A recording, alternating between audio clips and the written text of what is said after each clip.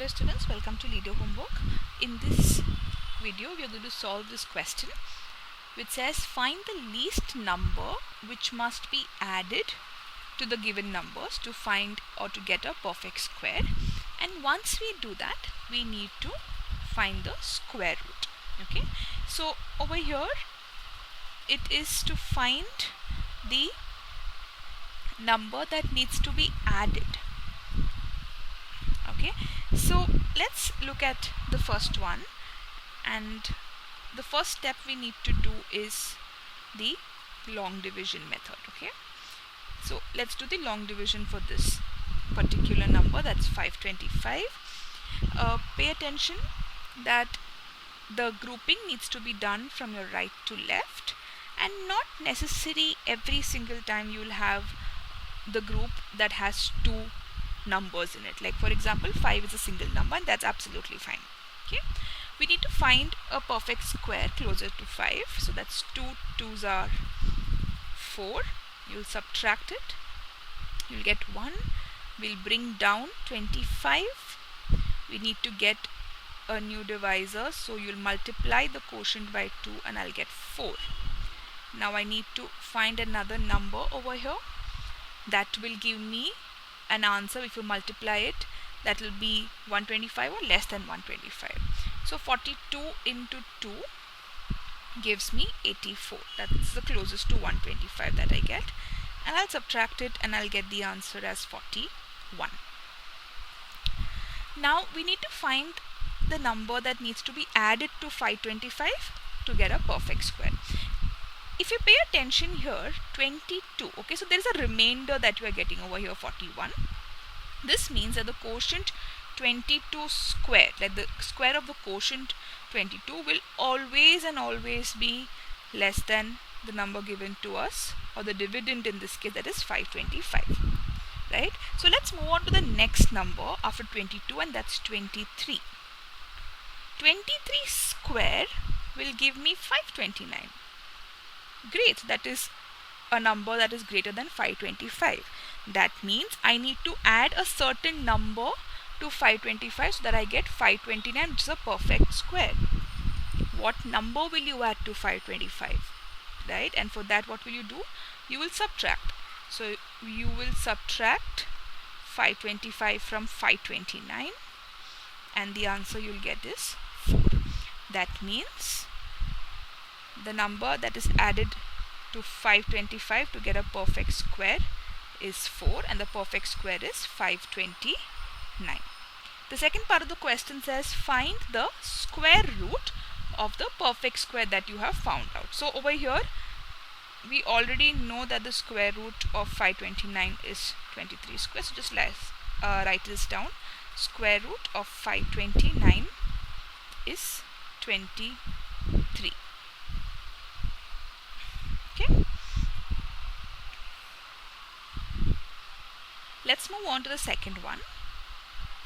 Second one says 1750. Okay, so let's do the long division for this one. Make the pairs from right to left. Okay, the closest perfect square is 4. We'll get 16. 1. We'll bring down 50. Okay, you'll multiply your quotient with 2, you'll get 8. So now I need a number that I'll multiply with, and I should get an answer that is either 150 or less than 150. So 81 into 1 gives me 81, and I'll subtract, that's closest to 150, and the answer would be 69. The remainder in this case would be 69. So in this particular case, 41 square is definitely less than 1750. Okay, because we have a remainder 69, it's not a perfect square, right? So let's move on to the next number, 42. 42 square gives me 1764, which is greater than 1750. So I can add a certain number to figure out what the next perfect square would be, and to find that I will have to do 1764 minus 1750 will give me 14. That means I need to add 14 to 1750 to give me the perfect square, that is 1764. And like we've seen here, the square root of 1764 is equal to 42. Let's move on to the next one. That's 252. Okay, 252.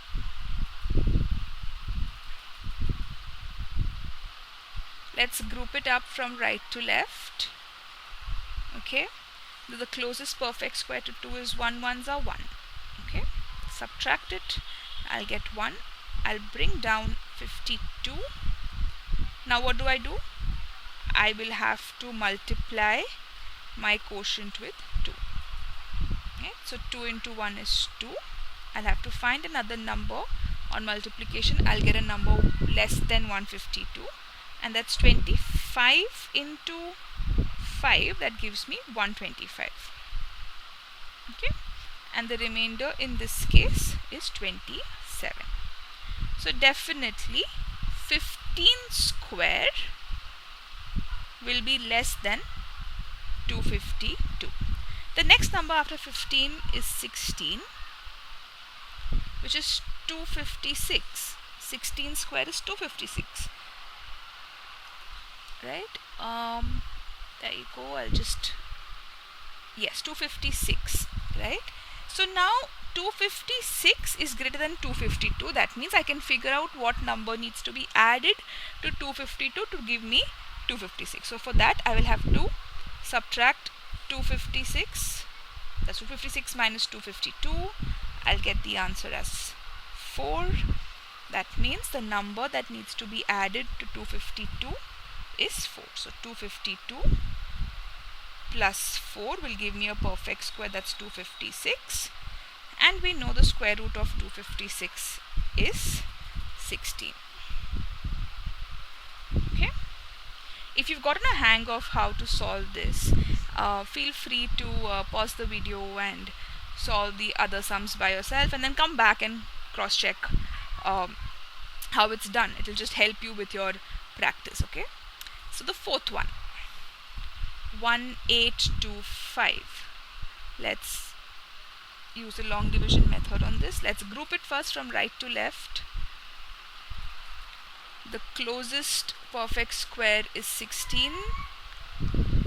That's 2. I'll bring down the 25. I'll multiply the quotient with 2 to give me a new digit for the new divisor. And in this case, 82 into 2 gives me 164. The remainder would be 61. This means that 42 square would definitely be less than 1825. I need a number that needs to be added to 1825 to give me the next perfect square. So 43 square, let's check for that. 43 square is 1849, which is greater than 1825. So to find out what number I need to add, I'll subtract 1825 from 1849. So 1849 minus 1825 is equal to 24. Okay. So the number that I need to add to 1825 is 24. So 1825 plus 24 is equal to 1849, and the square root for 1849 we know is 43. Square root of 1849 is equal to 43. Okay. Let's move on to the last one. And that's the fifth one here, and that is 6412. Let's group them up from right to left. 6412. So here it's 8 8s are 64. 0. I'll bring down 12. Okay. Now over here, very important, don't just leave it here because it's just 12, and if you multiply this into 2, you'll say okay, 16 is any which is greater than 12, what number do we add here, right? So don't just leave the division here, complete the step till you get a remainder, right? And in this case, it's definitely that it needs to be 0, right? That's something less than 12. So 160 into 0 will give you 0, right? And when you subtract it, you'll get the remainder at 12, and this is where you end your long division with your remainder 12. Now in this case, clearly 80 square is less than 6412. 81 square is equal to 6561. Okay, and to find what number I need to add to 6412 to get 6561, I'll have to subtract it, right? So 6561 minus 6412 gives me 149. That means the number that needs to be added to 6412 is 149. So that you get the next perfect square, the nearest perfect square is 6561. And we know that the square root of 6561 is equal to 81. Hope all your doubts are clear for this particular video. Feel free to leave a comment if you have any additional doubts, and we'll try our best to reach back to you. Feel free to like, share and comment too, and do practice. I'll see you in the other video. Thank you so much.